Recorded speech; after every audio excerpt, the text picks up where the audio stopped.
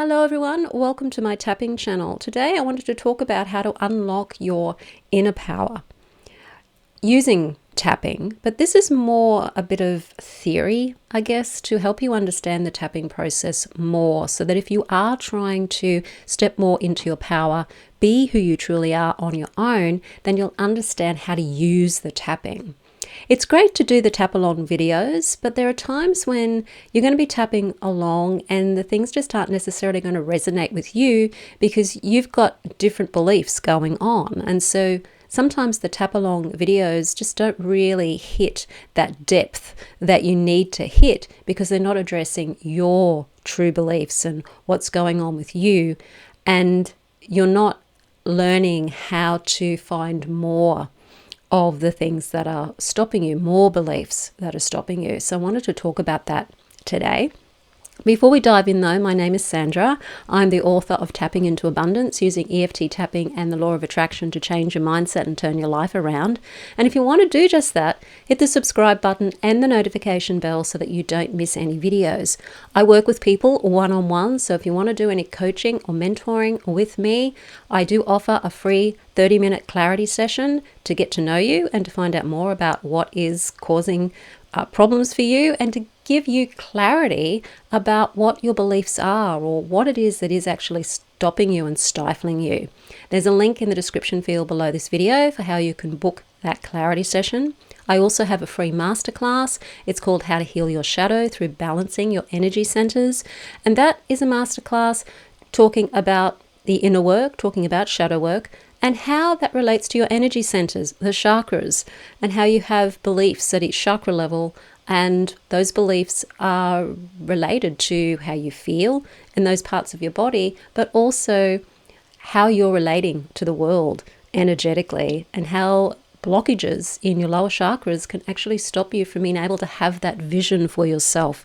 When you're thinking about what you really want, who you truly want to be, sometimes that can be blocked because there's a lot of other beliefs in the lower chakras that are blocking it. That's called How to Heal Your Shadow Through Balancing Your Energy Centers, and there's a link in the description field below this video for how you can grab that masterclass. And you can also go to my website, mysterywitchschool.com, go to my freebies tab, and you'll find that masterclass there. I want to begin with why. Why are you feeling powerless? A lot of this, in fact, most of it stems from childhood between the ages of 0 and 7. So any experiences that you're having as a child, what you're observing around you, what you're assuming as a result of those observations and experiences, and what you've been told as a child are going to inform you of who you are and your relationship to yourself and the world. And unfortunately, I don't think anybody gets through this life totally having a positive feeling towards ourselves and our potential and our power, because we are led to believe in this life that we are powerless, that there's all these forces outside of ourselves that are controlling us, and that we don't have any ability to be able to step into our own divinity and create the life we want to create. So these things are where the powerlessness starts. You may have been told as a child that you were stupid or that you were bad. You may have been told as a child that you were at the mercy of some puppeteer type deity or something, and so you didn't have any say. It was all the deity doing it all. You may have been brought up believing that you're evil or there's something wrong with being human in general. All sorts of things. You could have been brought up to believe that money is bad, money is evil, that anybody who wants money or has money is greedy and a bad person. And so you have all these negative attitudes towards money. You may have negative attitudes towards love and romance because maybe you came from a broken home and so you didn't see couples being able to interact in a truly loving way. There's all of these experiences you had as a child, and then the beliefs that you picked up as a child start to come with you throughout your teenage years and your adulthood, and you start to behave according to those beliefs, and so you create more circumstances that reinforce those beliefs. So this is where the powerlessness starts to happen, and if you don't do anything about it, by the time you get to middle age, you're starting to feel like something is terribly wrong. We live in a society where we're totally being thrown fear all the time, fear-mongering, to keep us powerless so that we're more controllable. These beliefs, how they show up, these things that are causing the powerlessness, once we're adults, they're going to show up in things like self-sabotage. You might be going down the track, heading towards what you really, really want, and then you do something or something happens to sabotage that. Because there's a belief there that maybe you don't deserve it, or you're not allowed to have it, or it's not safe to have it, or what will so-and-so and so-and-so, or people think of me if I get such and such. And so we will do subtle little things to sabotage our success in the world, success in love, success in money, success in just being able to be happy. Sometimes we can have the belief that it's not safe to be happy, that if we're happy, then the people around us who aren't happy are somehow missing out. And so in order to feel good about yourself, you feel you need to be miserable too, so that somehow you're not being uncaring towards the people around you who are unhappy. These are things that we can believe too, that you can't have what other people don't have. And when you do have those things that other people don't have around you, you somehow, you feel guilt or you feel shame around that. So you may sabotage yourself and sabotage your good health, for example, or your finances, or even your relationship, in order to fit in with the people that you grew up with, or the people that you're with that are reinforcing your beliefs about yourself. These beliefs can turn up when you're really wanting to step into your power. You're wanting to maybe do something you've always wanted to do, but you haven't for some reason been able to get yourself motivated. And when you start going down the track, you don't do the things you need to be doing. You find excuses not to do things that you should be doing. You procrastinate about doing things. This can be a fear of you stepping into who you truly are. Beliefs that are stopping you from taking action could be beliefs that I'm not allowed, once again, or God doesn't want me to do this, or it has to be hard. I have to suffer more. I haven't suffered enough. It's not safe to. What will so-and-so think? What will people think? Am I being greedy? Am I being this, that, or the other? This is how it shows up in our life. And so if you're procrastinating, or if you find that you're self-sabotaging, this is simply your beliefs about yourself and the world around you that need to change. Because you're going to keep doing those things. You're going to keep procrastinating and never do what you need to do to get to where you want to get. Or you're going to sabotage yourself just at the moment when you could be going to that next level of getting what it is that you want, or being who you truly are. Other times these beliefs can show up when you're doing a lot of focused work on yourself and you're trying to change. You're doing all of the meditations, visualizations. You're really doing the work on stepping into who you truly are. And then suddenly you start to feel maybe anxiety or some kind of a sense of hopelessness and helplessness. It's like it comes out of the blue, out of somewhere, but you're not sure where it came from, or it builds up over time. This is another way that these beliefs can show up, because even if you have been doing a lot of tapping and you've been working on all these beliefs, they've been coming up and you're tapping away and you're getting rid of them, you're reframing them, you're putting your what ifs in front of them, and you're really doing a lot of work, but yet there's still something missing. Or you're starting to find that as you do step more into who you are and have things come to you that you want, that then the anxiety starts, or you sabotage it in some way. There will be beliefs there that are really under the surface, that you haven't seen yet, that you haven't tapped on yet, that are really, really deep. And when you are feeling these feelings, after you've been doing some work on yourself for a long time, you just have to keep going and keep pushing through it. So what tapping can do is it can help you find what the beliefs are.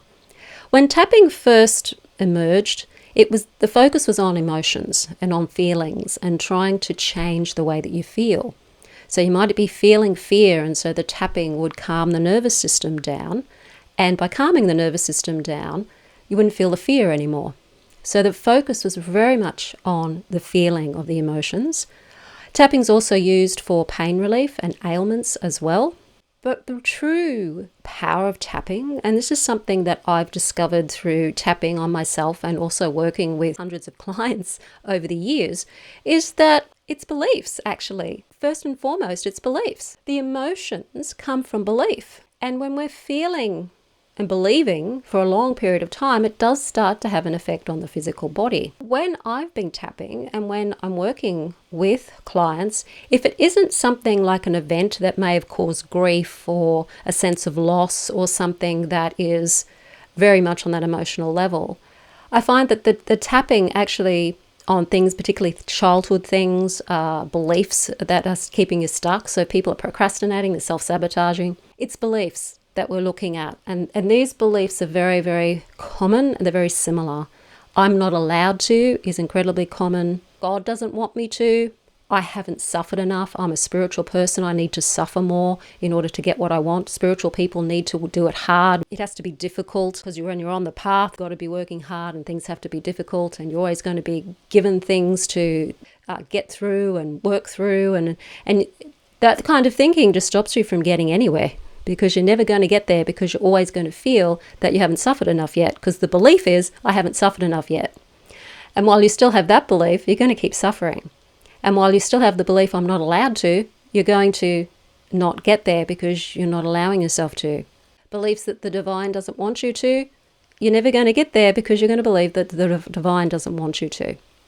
And things can happen where you can actually manifest what it is that you want, but then you can't hold on to it, because there's guilt there or shame there for holding on to it, because those beliefs still haven't changed. So it's really about doing the tapping to help find what these beliefs are. What am I truly believing deep down inside myself? And tapping rants, where you just start tapping on the points and you just start having a conversation with yourself, is one of the best ways to find what those beliefs are. And just keep ranting and keep on tapping. Because you're calming the nervous system down as you're tapping, you're going to get more connected to your subconscious mind.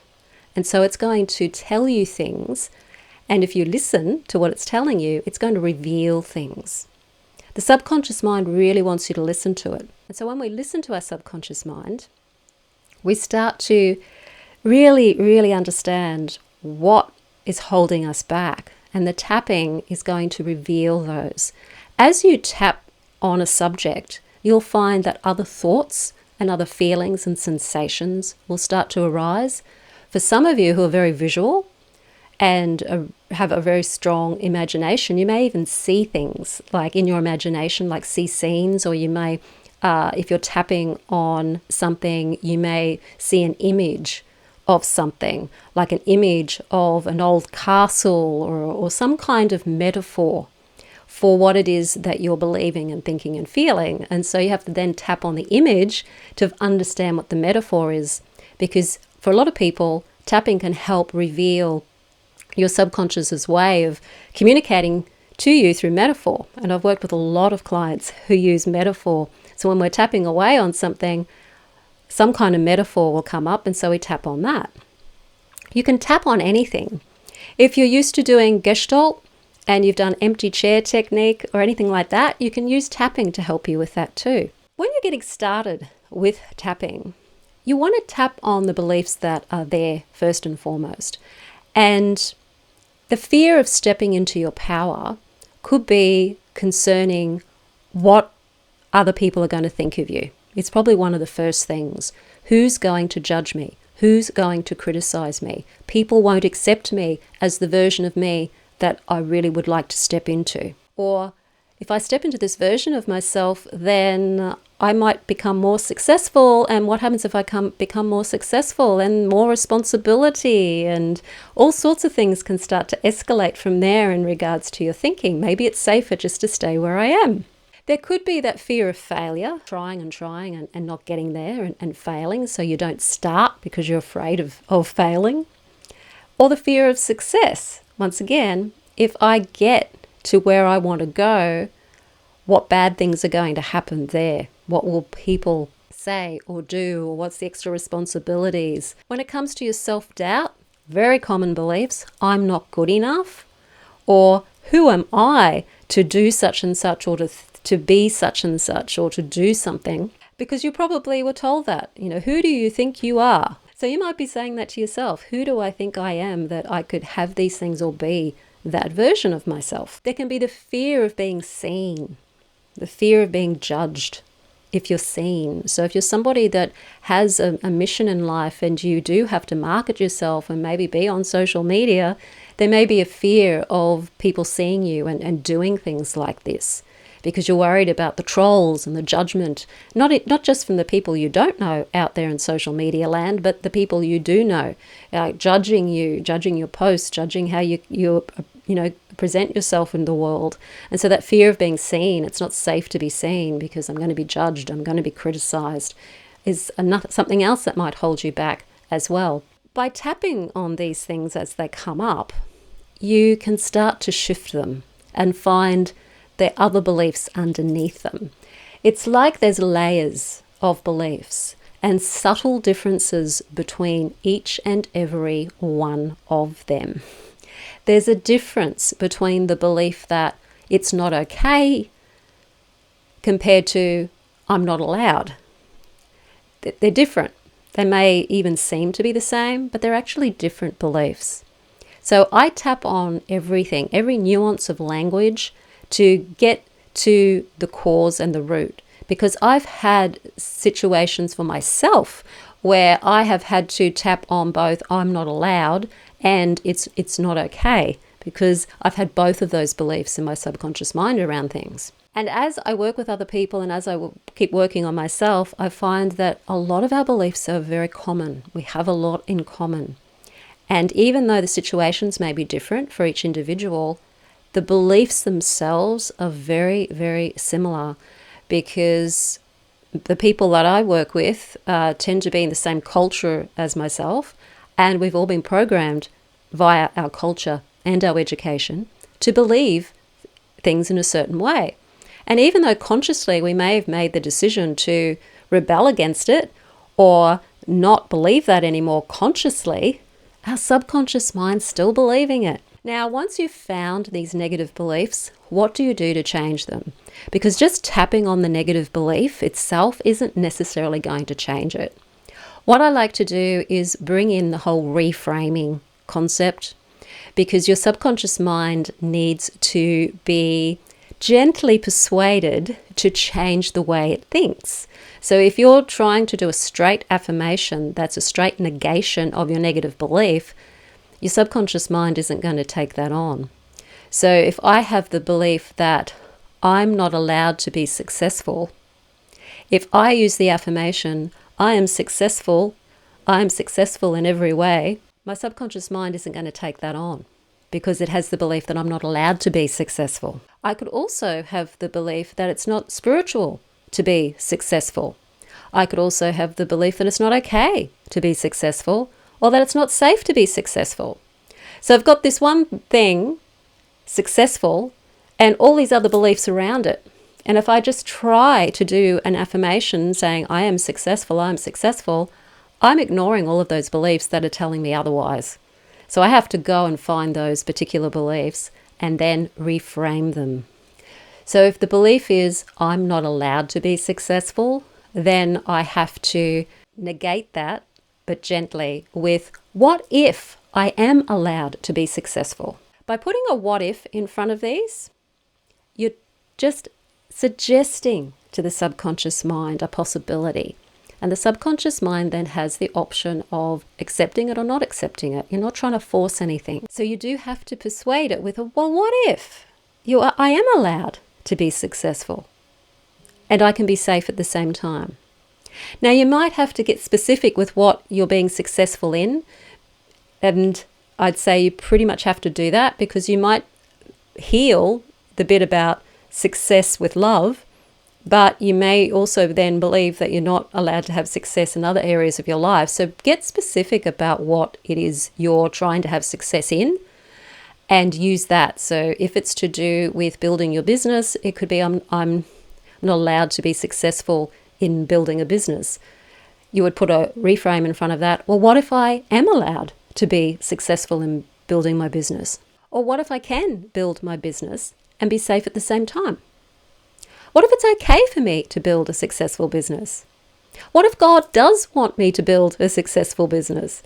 So it's reframing all of those beliefs that are hanging around your belief that for some reason you can't be successful. If you are struggling to do something, you're trying to get somewhere, you're trying to achieve something, you're trying to step into a more confident version of yourself, and you're struggling with these beliefs, just take note of all of the nuances of the belief and the different words around that belief, and then tap on that, get more really clear about what the belief is, and then reframe it with that what if in front of it, and then turn that into an affirmation and tap on that new suggestion a number of times. I find it only takes 3 times to tap on that new suggestion to start getting it really into your subconscious mind. The subconscious seems to want to take on new suggestions, and when you're speaking its language, getting the nervous system calm and suggesting instead of telling it, then you will find that over time things start to change for you. But you do need to find what those beliefs are, and tapping can help you do that. So start tapping on the negative things. You can start tapping on what you're feeling and then what you're thinking. And then when you've had enough of the negative, you'll know that it's time to then bring in the what if and the reframe, and then tap on that. So we always start with the negative. We've got to look at the dirt before we can clean it. So we see the dirt, we acknowledge the dirt, we acknowledge the subconscious mind, calm the nervous system down through the tapping at the same time, and then reframe and suggest to the subconscious mind the new program, the new belief, the new thought. So I extend an invitation to you to book a free clarity session to get clear about what your beliefs are, and we can have a chat. If you want to do some coaching with me, particularly to get those beliefs that you really are struggling with, that things just aren't shifting, sometimes you do need to work one-on-one with someone. So there's a link in the description field below this video for how you can book a clarity session with me.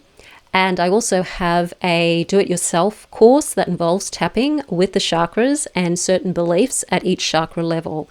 These are common beliefs that most of us have, and as you tap through those beliefs at each chakra level, you're releasing the energy in that chakra, and you're starting to step more into the energy of who you are.